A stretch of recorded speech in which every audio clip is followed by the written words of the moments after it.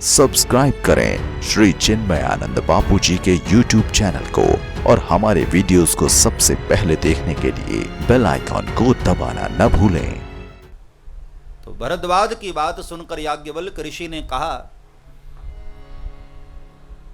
कि महाराज,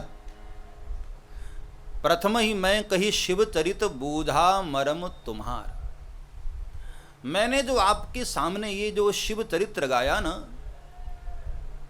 इसमें मैंने आपके मर्म को समझा,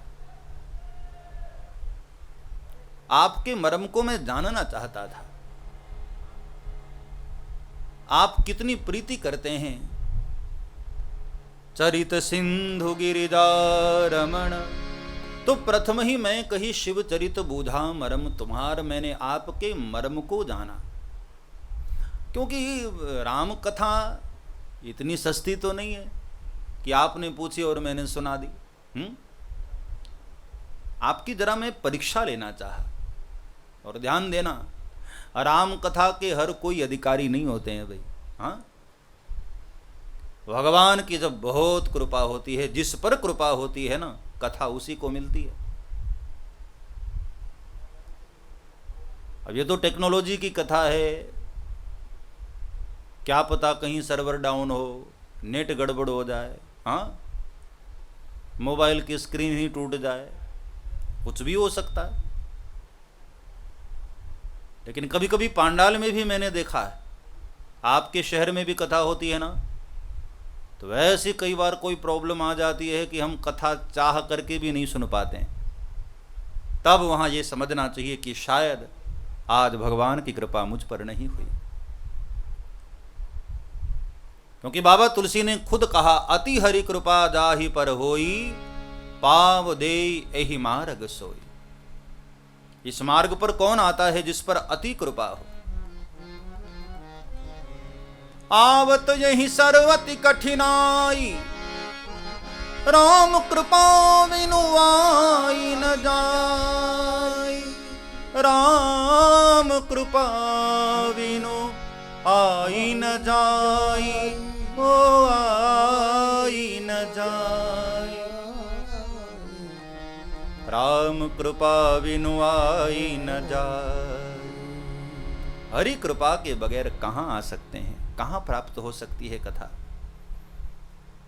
तो ये उसी को मिलती है, उसी समय मिलती है जब ठाकुर की कृपा हो।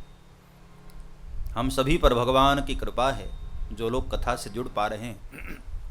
भगवान की कथा हम निर्विघ्न रूप से यदि सुन पा रहे हैं तो ये ठाकुर की कृपा है, ये भगवान की कृपा है। ऐसे भगवान की कृपा को महसूस करो, अनुभव करो। बाकी तो दुनियादारी चलती रहती है प्यारे, लेकिन कथा मिले, ये ठाकुर की हम पर विशेष कृपा है। उस कृपा को हम अनुभव करें, महसूस करें। तो राम कृपा बिनु आई न जाए। राम कथा इतनी सरलता से नहीं मिल जाती है ना, इसलिए याज्ञवल्क्य ऋषि ने भरद्वाज को कहा कि प्रथम ही मैं कही शिव चरित बूझा मर्म तुम्हार। तुम्हारे मर्म को मैंने जाना, तुम्हारे मर्म को मैंने समझा। बगैर मर्म देखे मैं तुम्हें राम कथा कैसे देता। हाँ, गर्मी के महीने में जब हम मिट्टी का घड़ा खरीदते हैं तो उसको भी उलट पलट कर देखते हैं ना, कहीं से ठोक पीट करके देखते हैं, कहीं से कच्चा ना हो। तो राम कथा ये घड़े से सस्ती थोड़ी। परीक्षा ले लिया, जान लिया कि आपके हृदय में कथा के प्रति प्रीति है, इसलिए अब आप राम कथा के अधिकारी हो गए हैं। राम कथा का अधिकारी, ध्यान देना, वही होता है जो शिव जी के चरणों से प्रीति करता है, जो शिव से प्रेम करता है। हकीकत में वही राम कथा का अधिकारी होता है। और अब भरद्वाज पात्र बन गए हैं, योग्य हो गए हैं, इसलिए अब कैलाश के शिखर पर लेकर के चलते हैं बाबा तुलसी। वहां से राम रस की धारा बहने जा रही है। आइए हम सब मानसिक रूप से चलते हैं भोलेनाथ की गृहस्थी का दर्शन करने। विवाह के बाद भोलेनाथ की गृहस्थी कैसी है, बाबा तुलसी ने दर्शन कराया। कैलाश के शिखर पर भोलेनाथ आज श्रृंगारित हुए, बड़े प्यारे लग रहे हैं, बड़े सुंदर लग रहे हैं। पीली पीताम्बरी धारण किए हुए हैं, और बैठे सोह काम रिपु कैसे, काम के नाशक भगवान शिव कैसे लग रहे हैं। बैठे सोह काम रिपु कैसे, बैठे सोह जय हो काम रिपु कैसे, बैठे सोह काम रिपु कैसे, बैठे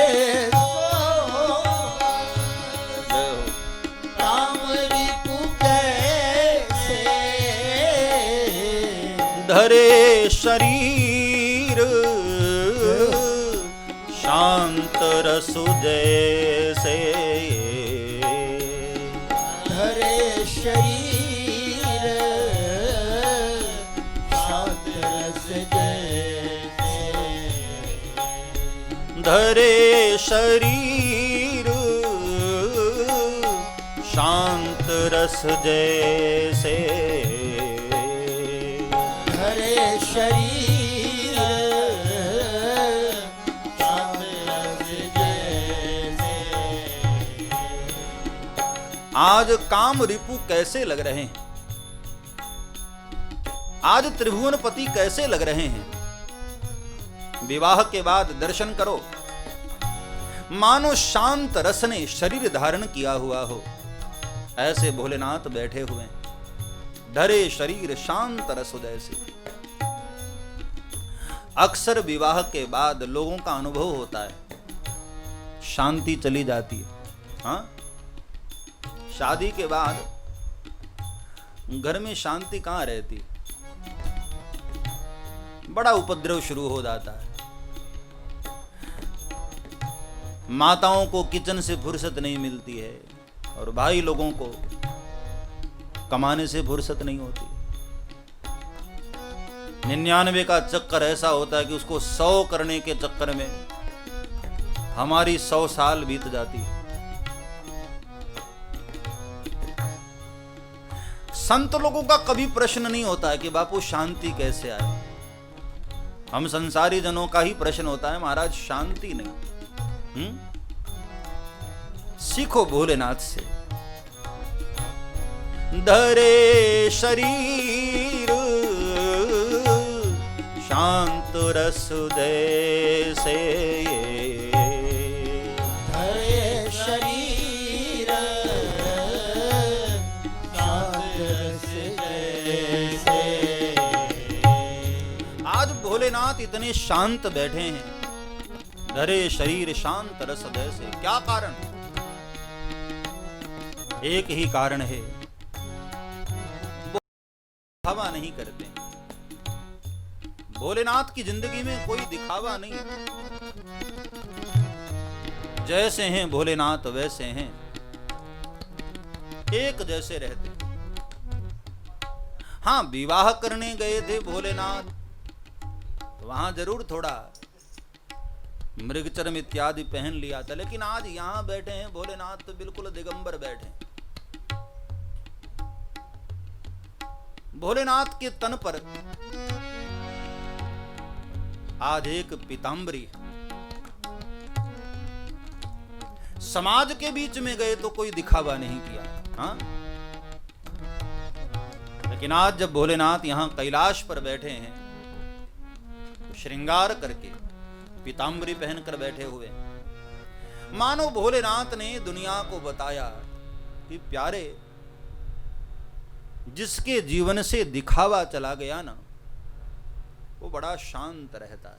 ये सारा उपद्रव पता है किस लिए? सब दिखावे के चक्कर में। कि पड़ोसी का घर ऐसा हो गया तो हमारा उससे सुंदर होना चाहिए। हाँ, पड़ोसी के पास ये है तो हमारे पास इतना होना चाहिए। ये सारा जो चक्कर है वो सब दिखावा वाला चक्र है। दूसरों को दिखाने के चक्कर में हम अपने जीवन की शांति छोड़ देते हैं।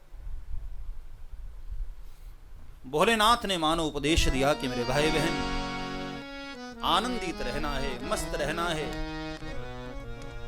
तो दिखावेबाजी छोड़ो, ये दिखावा छोड़ो। कहीं कहीं लोग तो दूसरे के फंक्शन में भी उधार के कपड़े पहन के चले जाते हैं, किस लिए? सिर्फ दिखाने के चक्कर में। ज्वेलरी भी मांग कर पहन लेते हैं दिखाने के चक्कर में। दूसरे की गाड़ी के पास खड़े होकर ऐसे फोटो खिंचवा लेते हैं, क्यों? ये बोले दिखावा ही तो है। जितना मिला है प्यारे उतने में मस्त रहो। आठम जथा लाभ संतोषा, सपने हु नहीं देखहीं पर दोषा। जितना तुम्हें लाभ मिल रहा है, जितना मिल उतने में आनंदित रहो। ये शांति का सूत्र दिया भोलेनाथ ने। सब्सक्राइब करें श्री चिन्मयानंद बापू जी के YouTube चैनल को और हमारे वीडियोस को सबसे पहले देखने के लिए बेल आइकॉन को दबाना न भूलें।